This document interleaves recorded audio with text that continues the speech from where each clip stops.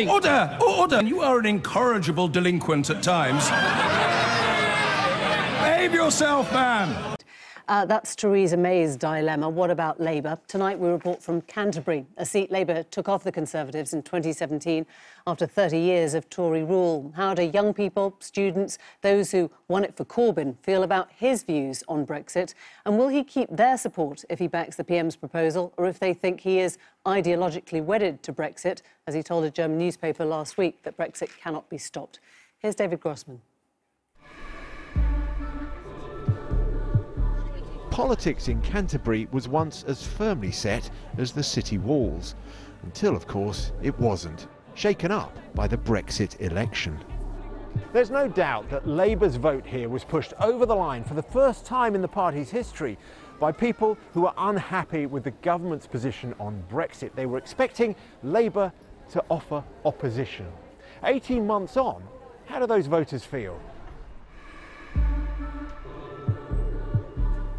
The successful MP believes they are as hostile to Brexit as they were on election day. And unlike Labour's front bench, she supports a second referendum. The people that talk to me about Brexit mostly are really, really desperate to remain, or as close as possible.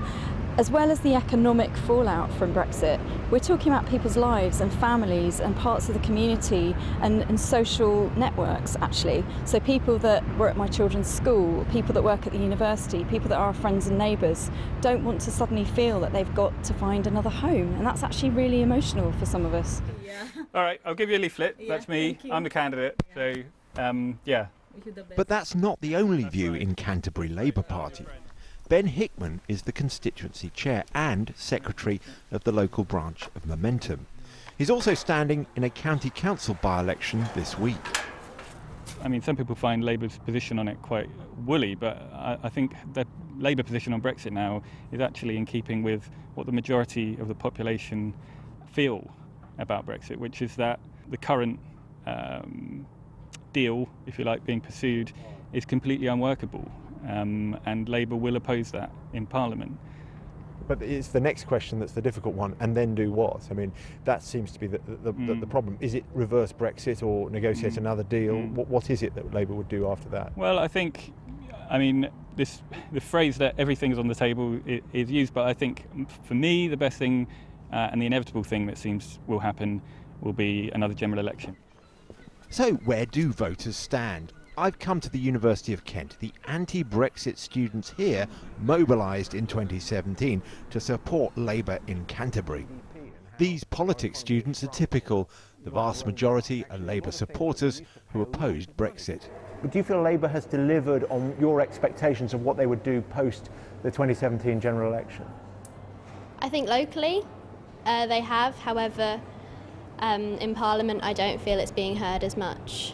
And what about Jeremy Corbyn's position? They say, you know, we're probably not going to vote for Theresa May's deal, and the outcome of that could be, well, who knows? It might be no deal, it might be something else. Does that worry you at all? Yeah, it does. It does. I think that at the end of the day, we need to have the best Brexit we can for the people. The students, though, were split on whether Labour should campaign for a second referendum. I definitely think they should, yeah. And why do you think they're not? I think it's they don't want to isolate parts of the electorate, so if they keep this ambiguity, they can just maybe come down on the side later on when they know how the electorate feels more. And is that frustrating for you, do you think? It's quite frustrating as like a voter, but as a politics student as well. It's very hard to look at a party if they're not telling you exactly where they stand on something. Does anyone else think a second referendum is a good idea? No, I think there should be a general election towards once a deal has been finalised with the EU to see if the public still want that path to be taken, because a second referendum is not going to help at all. It's probably going to be, if it does happen, it's going to be another tight margin and it's going to make the country even more divided. Before we come to Barry Gardiner, Shadow International Trade Secretary, I should say I'm being told off by the Tories. They have held Canterbury for a lot longer than 30 years, about 99 years, but I was looking at the last MP there, Gillian Brazier. But welcome, Barry Gardiner. Let me just reflect on some of those views that you were hearing then. You share the belief with Jeremy Corbyn that we'd fundamentally be better off outside the EU now? No. let me be clear. I have always supported Remain. I campaigned for Remain. If there were another referendum, I would probably vote Remain again. But I actually believe that it was extraordinary, the three people that you had lined up there, each absolutely determined that they're right. Each determined that it must be their vision of the country, either to remain in the EU or to leave it in the starkest possible way.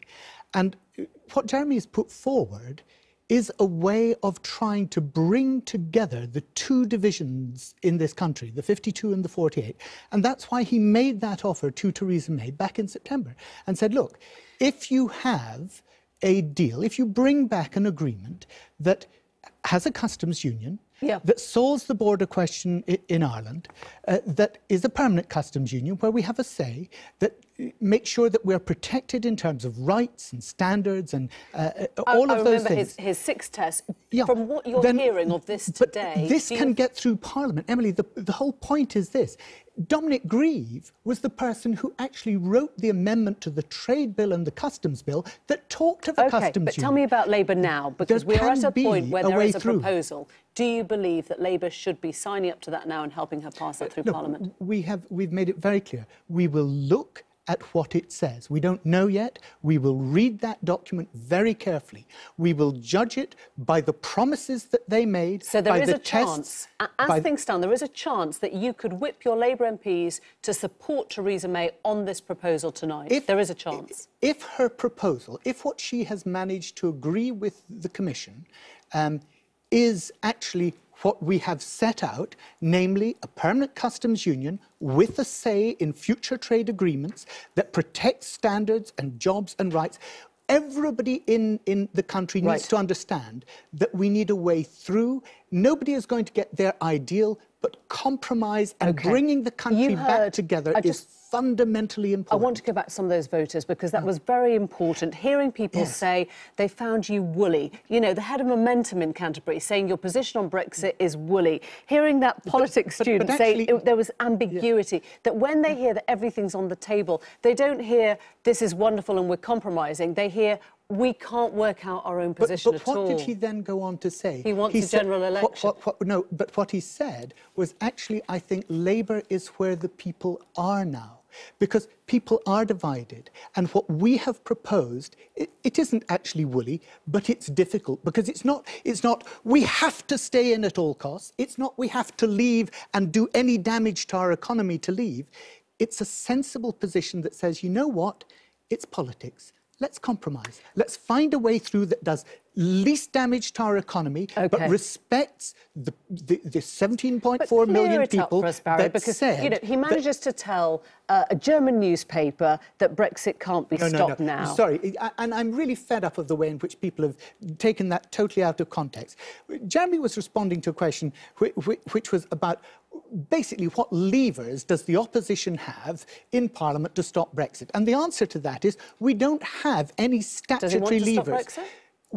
We have put forward, Jeremy put forward a compromise that would deliver us leaving the European Union, but doing it in a way that actually was able to achieve a consensus in the House of Commons, do minimal damage. He doesn't want to stop Brexit now, does he? I mean, you said that you would vote Remain again if there were a second vote. Jeremy Corbyn wouldn't do that. Look, what Jeremy has said is he has offered to Theresa May a way of getting this through.